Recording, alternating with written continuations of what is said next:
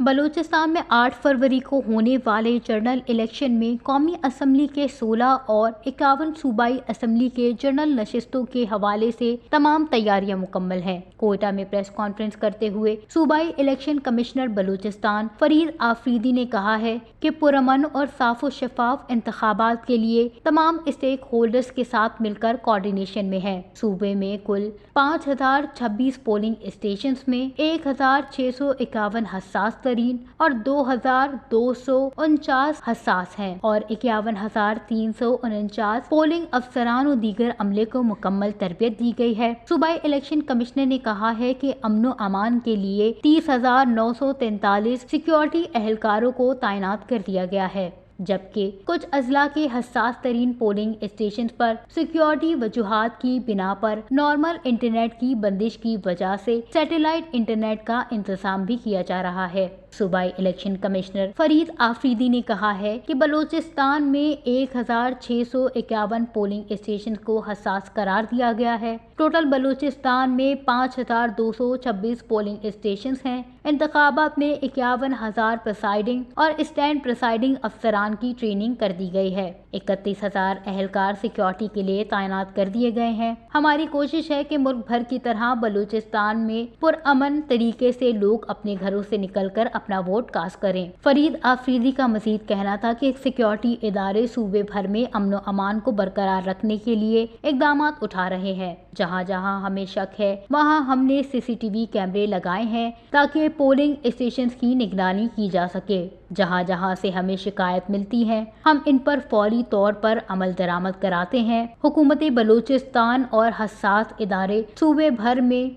पुरअमन इंतखाबात के इनकाद को यकीनी बनाने के लिए दिन रात काम कर रहे हैं। मजीद सूबाई इलेक्शन कमिश्नर का कहना था कि हमारी कोशिश है कि इंतखाबात के नताइज की बरवक्त तरसील को यकीनी बनाएं। हम जदीद टेक्नोलॉजी के जरिए नताइज के ऐलान को यकीनी बनाएंगे। मीडिया को कार्ड जारी करने के लिए जो तरीक़ेकार अपनाया गया है, मीडिया नुमाइंदे अपने तमाम प्रोसेस को मुकम्मल करके अपनी मालूमात फराहम करें, इन्हें कोई मुश्किल नहीं होगी।